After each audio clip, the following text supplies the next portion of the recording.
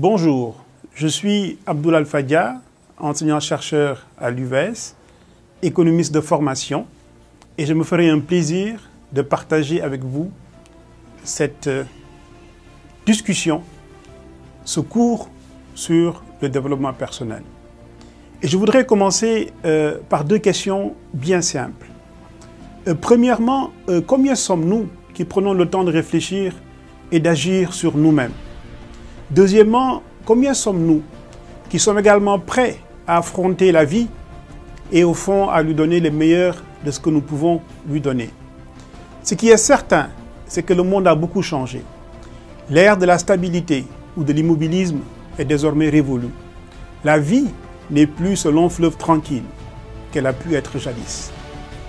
Il y a de cela quelques siècles, nos ancêtres, nos grands-pères, savaient parfaitement ce à quoi allait ressembler leur vie et même celle de leurs proches descendants.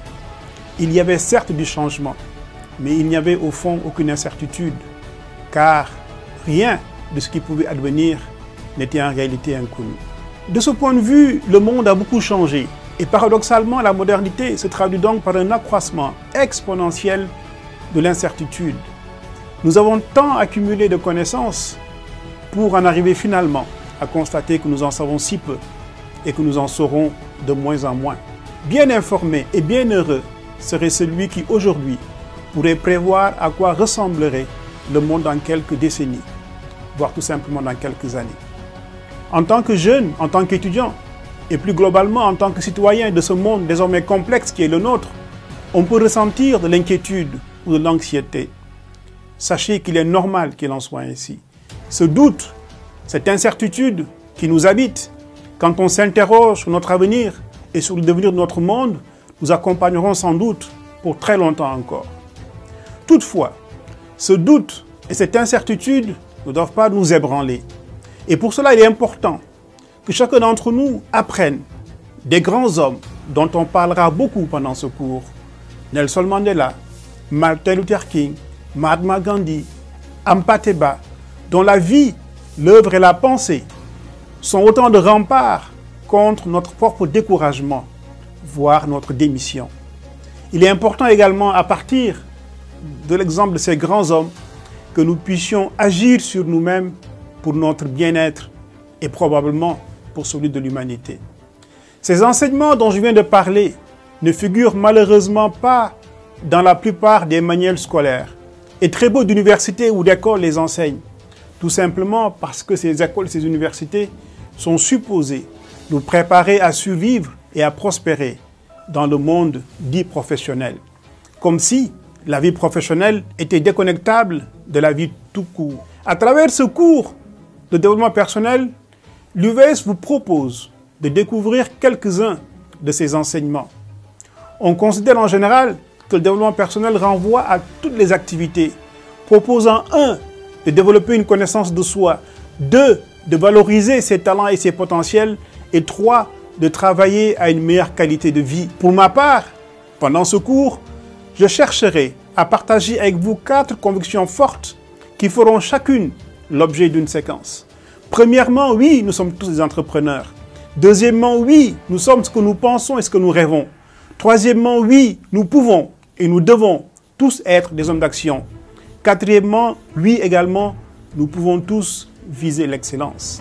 Le message que ces 4 convictions souhaitent conjointement délivrer est que nous avons tous les moyens de gravir la montagne qui ceinture notre existence. Nous attachons tous en effet une finalité à notre vie. Nous donnons à cette finalité des mots différents: bonheur, réussite, succès, paix intérieure. Consciemment ou inconsciemment, nous poursuivons cette finalité à chaque moment de notre existence, à chaque étape de notre vie. Qu'est-ce qui explique que certains atteignent cette finalité et d'autres non? Ce n'est ni une question de miracle, ni une question de chance. Chaque chose sur cette terre se produit pour une raison bonne ou mauvaise, positive ou négative. Si vous tenez une pierre et que vous la lâchez, elle va tomber. Si l'eau devient suffisamment froide, elle va geler. Si vous chauffez à l'excès un papier, il prendra feu. Ce sont des lois de la nature. Quand on les connaît, on peut expliquer et prévoir certains phénomènes de notre monde. Et plus on comprend ces lois, mieux on maîtrise notre monde et moins certaines choses deviennent des mystères. Telle cause produit tel effet. Il y a aussi des lois qui déterminent le succès, le bonheur, la réussite, la paix intérieure. Des lois qui expliquent pourquoi certaines personnes réussissent pendant que d'autres échouent. Si vous apprenez à comprendre ces lois et à vivre en harmonie avec elles, vous augmenterez vos chances de connaître le succès. Vous jouerez gagnant dans ce jeu qu'est la vie. Une fois que ces lois sont bien apprises, sont bien comprises et sont appliquées par une personne, quel que soit son sexe, sa race, son âge, elle augmente ses probabilités de rencontrer le succès, le bonheur, la réussite, la paix intérieure. Loin de nous l'idée selon laquelle les lois de la vie sont assimilables en tout point aux lois de la nature. La vie est aussi mystère et de ce fait, elle échappe à tout ce qu'une loi, quelle qu'elle soit, pourrait capter. Néanmoins, ce qui est certain, c'est que le succès, la réussite ou le bonheur commencent non seulement à l'intérieur de soi, mais se poursuivent également à l'intérieur de ce même soi. Tout le monde peut donc y prétendre, à condition toutefois de comprendre que le terrain privilégié sur lequel nous devons agir ou intervenir, c'est nous-mêmes et nulle part ailleurs. Et au fond, ce cours de développement personnel visera à partager avec vous cette conviction selon laquelle nous sommes, au fond, les détenteurs de notre propre succès, de notre propre réussite, de notre propre paix intérieure, et que nous pouvons par conséquent agir sur les ressorts internes qui déterminent et qui influencent ce succès, cette paix intérieure et cette réussite. Je vous invite à la prochaine séquence qui va vous montrer que finalement nous sommes tous des entrepreneurs et que par conséquent nous pouvons nous comporter par rapport à nous-mêmes comme des entrepreneurs. Je vous dis à très bientôt pour cette prochaine séquence. Au revoir.